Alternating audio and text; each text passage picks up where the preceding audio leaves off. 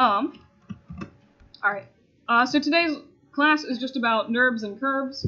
Probably won't really talk too much specifically about these for the rest of the quarter unless anyone has like specific questions. But I'll just start out with talking about curves a little bit. So you'll notice next to the Poly Modeling tab, still in the modeling menu from the drop-down, still the modeling menu. But next to the Poly Modeling tab on the left, there's a little tab for curves and surfaces. I usually just start out, like, the most common one I ever use is just this Nurbs Circle. So if I click this, it'll generate a little circle in my mesh. And I guess one of the first things to realize about curves, so you could fill your screen up with curves to the point where you can't see anything, and if you render them, they will not show up in your renders. So, like, these little curves that are, like, just lines never show up in renders. So that's the first thing. They don't really hold volume. They're not designed to hold volume. Most of the times what people will do is use them for rigging controls, or you can actually animate along, you make a curve and then animate along the curve. So they're used more later for that. But they behave more or less sort of the same as like a polygon, kind of. In the sense that you can still use your like move, rotate, and scale tools on them. If you select the curve and you right click, you'll notice that the options, like, it doesn't give you the options for like edges or faces or anything like that. These curves are controlled with control vertexes. So if I click on this, you'll see that it brings up, the curve kind of turns blue, and then it brings up all these like little pink points on the outside of the curve. And I can, you know, move these around, and it'll modify the shape of the curve. The other thing to know about curves in particular is they basically exist to be smooth. Like, this is the unsmooth version of this curve. And it's, like, insanely smoother than a polygon with 8 sides would be. So, like, curves are basically always smooth. There's a setting you can use to make them not smooth, but by default, they're always smooth. So I'm gonna just undo this real quick.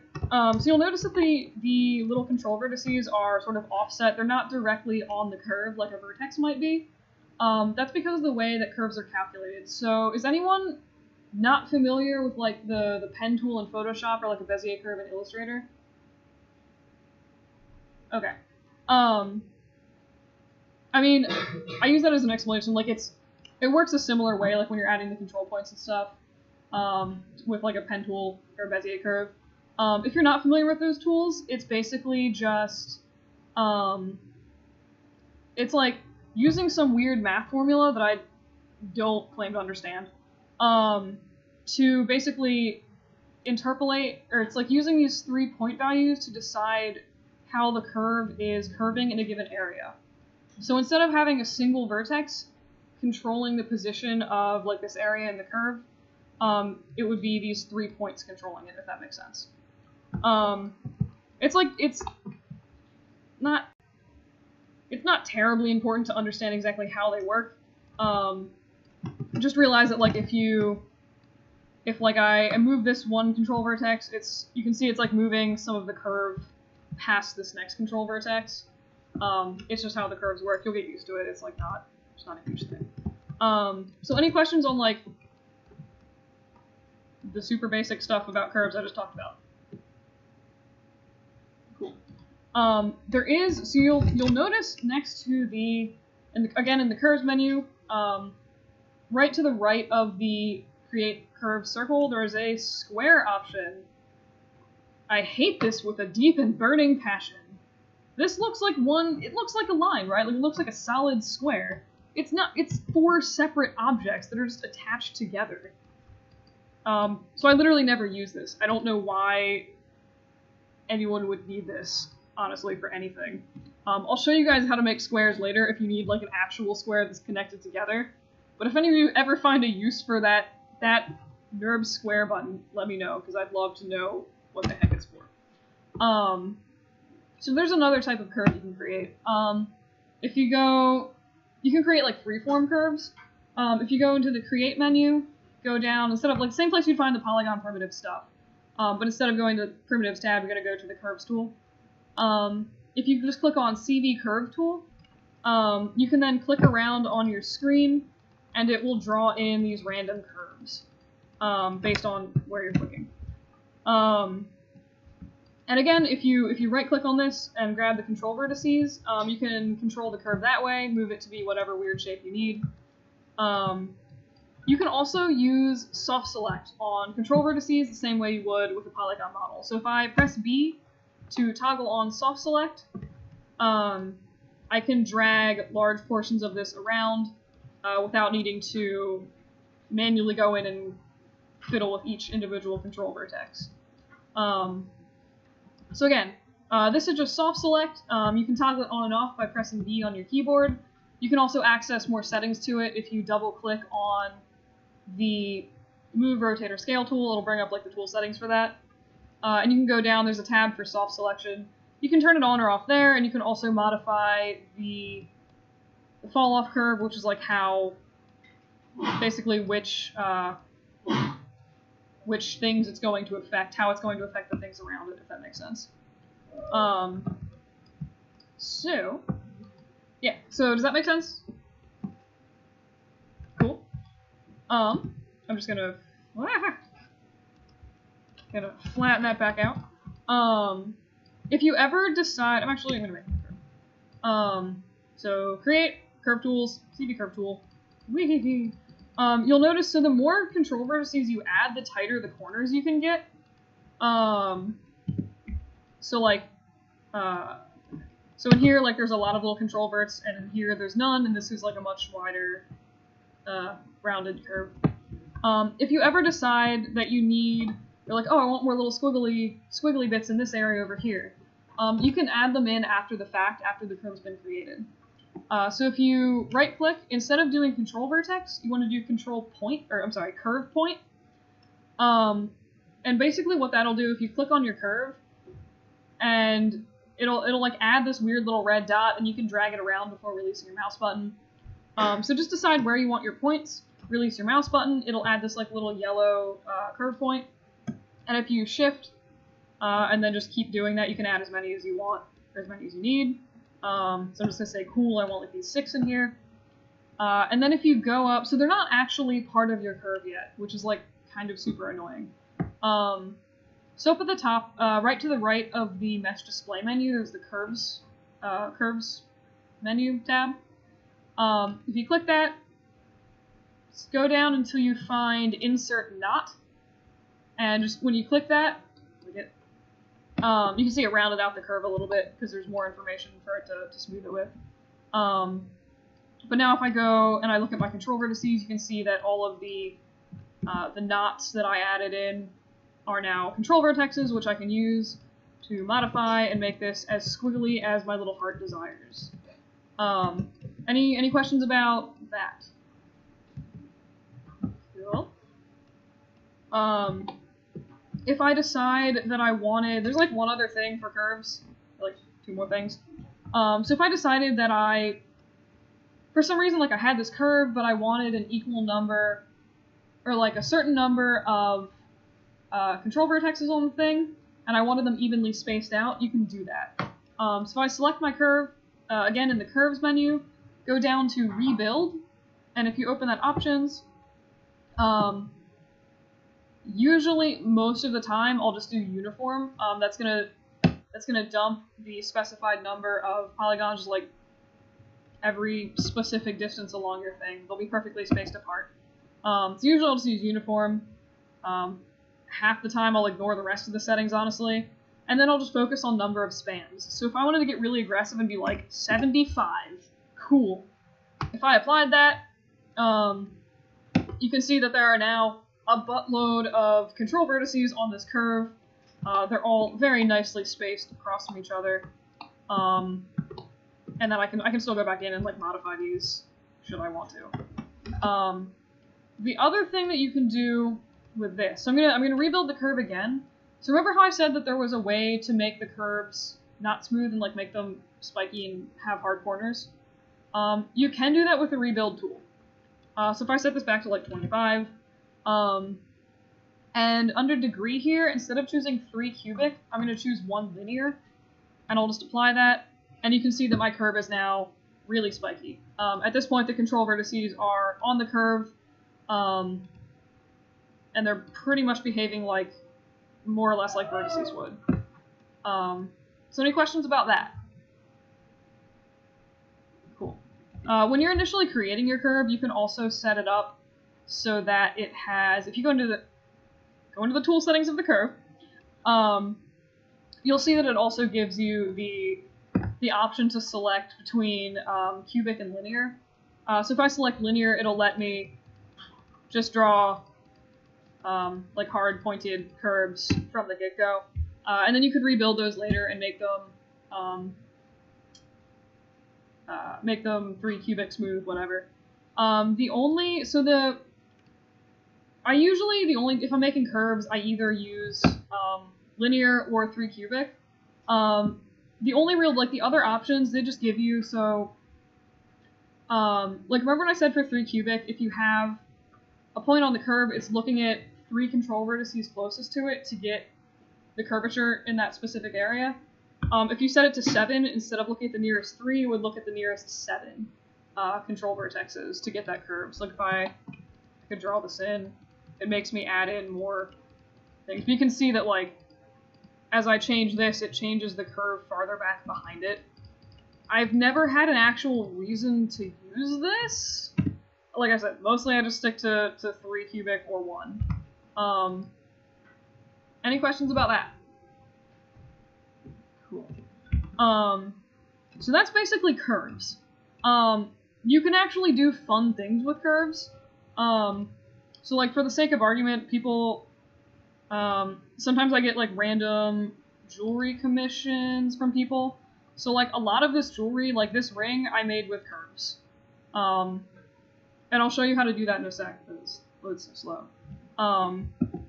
But like I pretty much just like drew the design, doodled some curves over the design, and then just extruded to get the squiggles. Still a really questionable design, but it's what the client wanted, don't ask. He's like, make me an engagement ring, combine music, baseball, and Renaissance vibes. And I'm like, why would you do this? But anyway. So,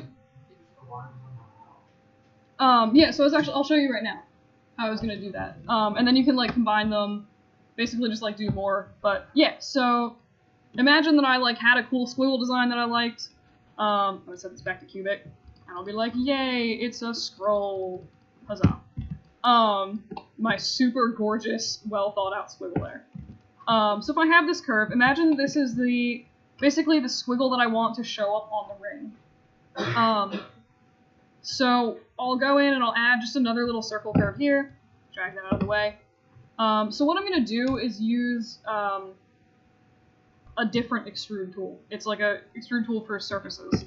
So if I select this little circle that I have, and then I select my curve, to the right of the curves menu, there is the surfaces menu. If you go down, you should find the extrude tool. And this is like 100% one of the weird tools where like usually when you open it by default, it's not going to do what you want. So like if I hit apply on this, it's like it did something, but it ain't what I want. So like what I was hoping would happen is have basically this circle extruded along this whole path. So I would just have like a circular squiggle following the shape that I created. Instead of starting at the squiggle path like I expected, it started at a little circle. So you can change that if you just select at path instead of at profile. And then if I apply that again, you can see it starts closer-ish to the curve, a little closer. At that point, usually, if that doesn't work, I just start clicking on things. So like instead of closest endpoint, I'm just select component, hit apply, and I'm like, oh perfect, it did what I want. Most of the times, if I can't get a tool to work the way I expect, I literally just click different options until they work. The extrude tool is like one of the worst offenders for me. I honestly am not entirely sure what these mean per se. so I'll just click them until they work. Which is sketchy, but it works. So now that I have the circle extruded in the super great shape that I made, you can do really, really neat things with Nurbs. Like if I modify this original little circle that's like the profile of this shape, if I like move this, if I like move this around, you'll notice it's actually editing the curve itself. So it's like changing the shape of this as I modify it, which makes this really, really powerful. So like, for example, if I wanted to make a phone cable or something like that, you could like draw in your curve, get it like hanging nicely over the table or whatever, connected to the phone. And then you could just like extrude this weird shape around it. It does kind of make something looks like a cable. And you can also modify if you want if you click on the original curve, you can like modify that as well, and it'll just keep pretty much keep live updating the shape of the curve.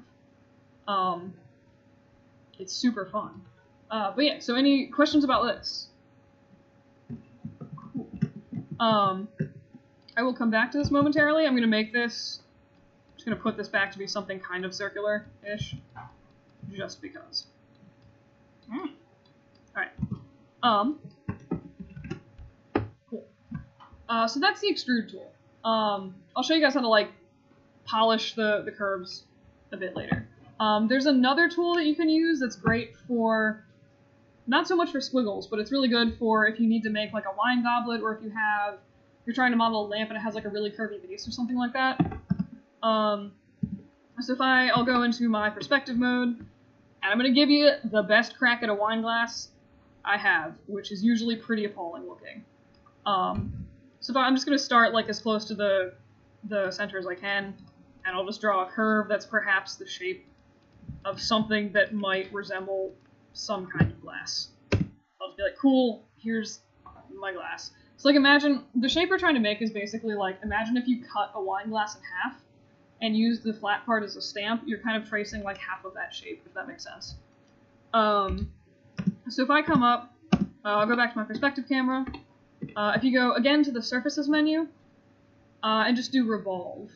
And this is usually, if it's going to do something weird, it's usually just like the wrong axis. So I'm just going to try the Y, I'm like, cool, it made my super awkward wine glass. What is this? This looks...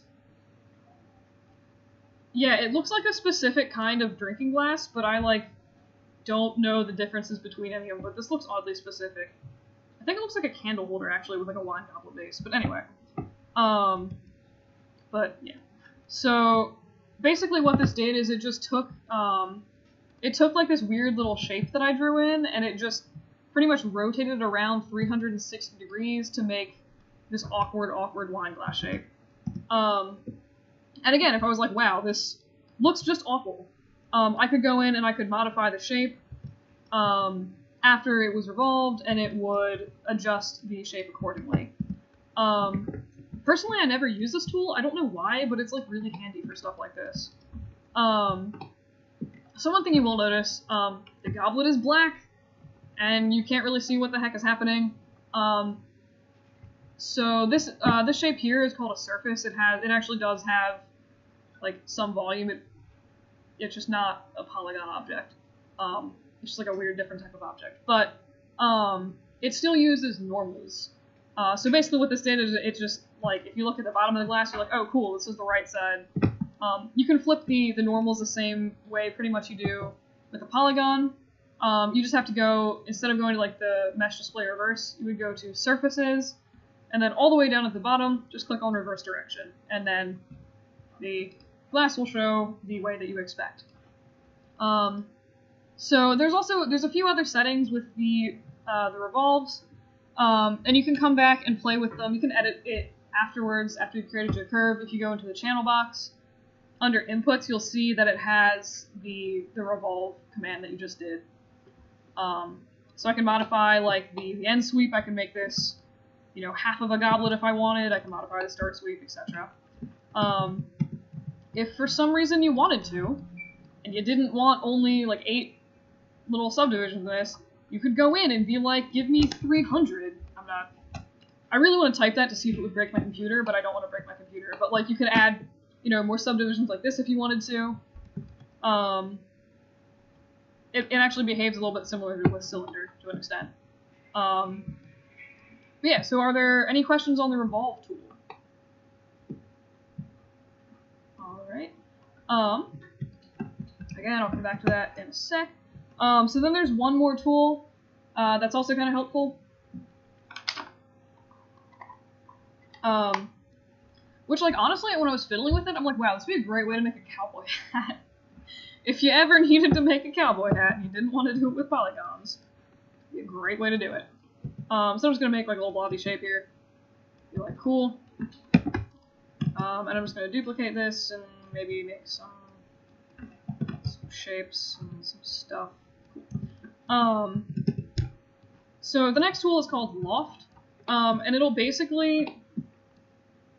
I'll show you in a second. It pretty much connects all of the curves that you click on together in the order that you click on. So in this case, I'll select the large shape first, shift, click on the medium one at the bottom, and then the small one at the top.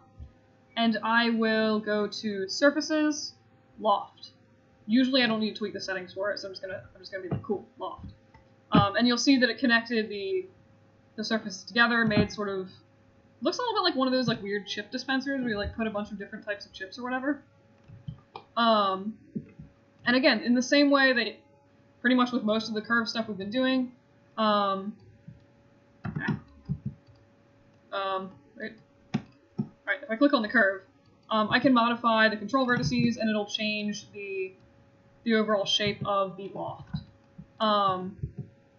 So it is like bizarrely good. Like if you're like, for some reason I really need to make a cowboy hat, you just be like, cool, this is kind of cowboy hat-esque, sort of, kind of. Anywho, but yeah. So like when I said the order is important when you're clicking on stuff. So like I said, this one I went from large to medium to small. This one I'm gonna go large to small to medium. So I'm gonna go to Surfaces, Loft.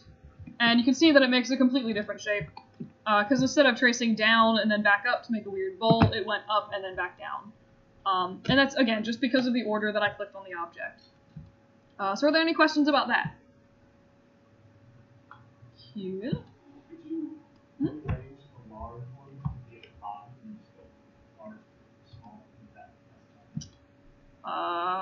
Wait, so like... Yeah.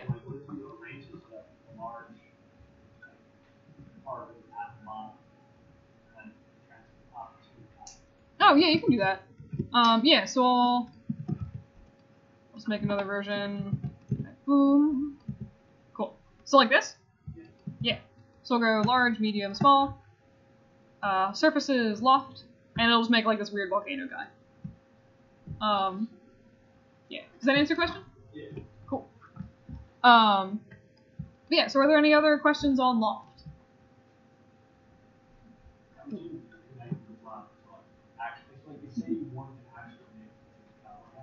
Yeah. Right. So normally, what I personally would do is just go through and like convert this to polygons and then just close it with polys, because I think that's easier. I was actually going to show you how to do that in curves in a second, but yeah. So there is like a button.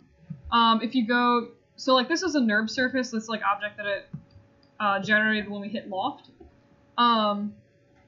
So there's a way to convert that to polygons. So if you go to Edit,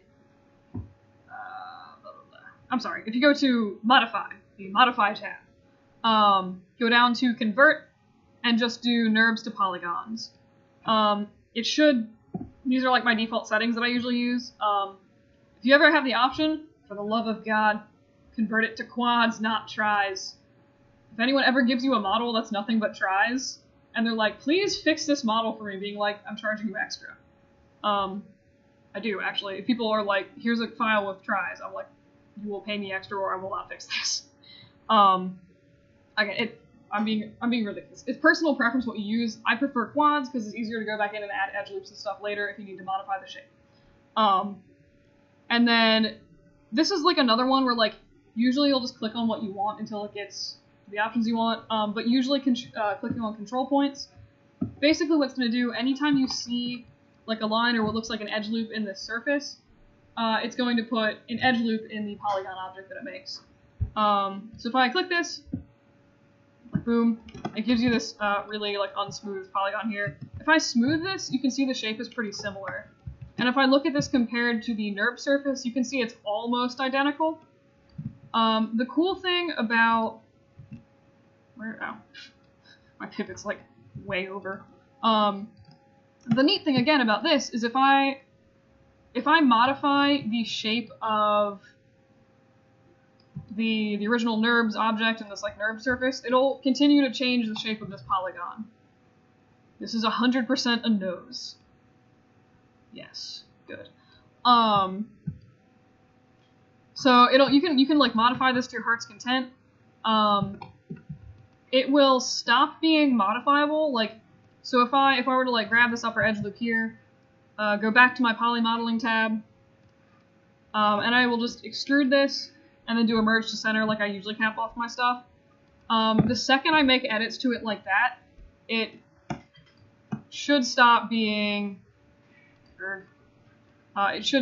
controlled by this object, which should apparently not.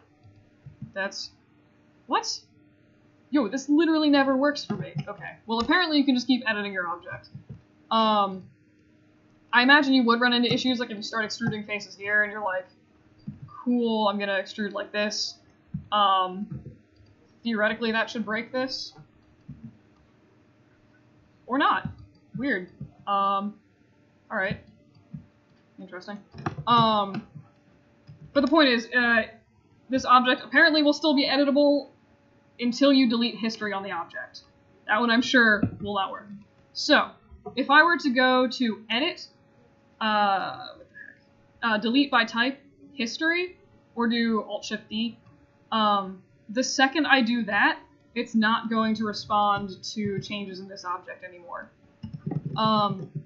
If you wanted to delete history but not lose the editability of this object, you should be able to go to, it's like delete history, just a different type. So if you go to edit, delete by type, non-deformer history, it should delete the history but leave this to be editable, theoretically, or not. Okay, cool. Interesting. To be perfectly honest, like, usually this works completely the opposite of what I just said, but interpret it as when you delete the history, it's gonna not respond to this object anymore, so before you delete history, make sure that it's the shape that you want it. That got kind of off track, but are there any questions about that? Alright, I'm gonna go over that again really quick with the squiggle version. And actually, I'll do the revolve one too. I'm gonna go into my revolved object. I actively do not want 100 sections in. Oh crap! No. So one thing to be aware of, so I'll go to modify, convert Nurbs to polys. When you make this polygon object from this Nurbs surface, usually it leaves, or like sometimes it'll leave one of the edge loops open, which is kind of weird. They might have actually fixed that in the recent versions of Maya. To be honest, it's been a few versions of Maya since I really used this type of curve, but it seems like they actually fixed it. But you just want to make sure, like in general, it's good practice to go through and just make sure that once you convert your object, all the geometry is how you expect it. So like in this case, when I looked in the center of this sort of goblet thing here, I clicked on a vert and I'm like, oh, none of these are attached together. So there's basically just 8 vertexes floating around the same point in space. So to fix that, if I wanted to like finish off this object, I would just select all these guys in the middle and do a merge to center. And now they are connected in happily one object. Or I'm sorry, they're all connected together and they're not floating. There's no holes in your model. And I also want to go through and just like close off the bottom of this. So maybe grab the edge loop on the very edge, do an extrude, scale it in, extrude again, and just merge to center. Now you have an awkward little wine glass. That actually looks kind of cool. But yeah, so are there any questions about that, the revolve? The key thing with revolve is like a lot of times in the very center of your object, like again in the middle of this object, usually it'll leave your vertices unconnected, so you'll have to just go back in and like merge them to center to connect everything. But usually apart from that, it's pretty reasonable of an object. So when you guys are doing your assignment this week, find your assignment. So the assignment this week is pretty much the same assignment as last week. So find an object. Find an object. Take orthographics. Model the thing. The only real difference is that this week you should put some type of Nurbs into your object. So the whole thing doesn't need to be Nurbs, but like part of it. Like you could do a band ring and like make the band part with a polygon pipe or whatever, and then just like add some scrolls around it if you wanted to.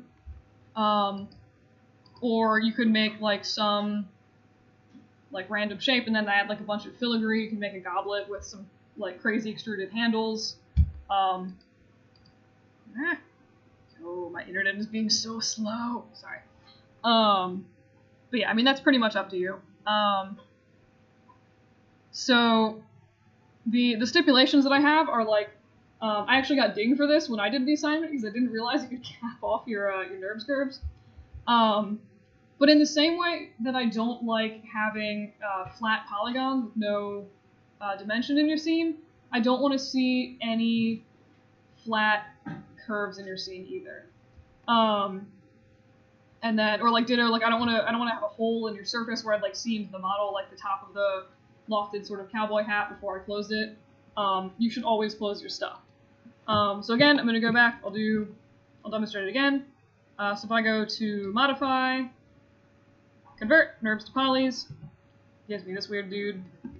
So usually my preferred workflow for some reason is to just go through, convert everything to polys, and then cap off all the ends. I don't really know why. A lot of times, like I'll blunt the ends.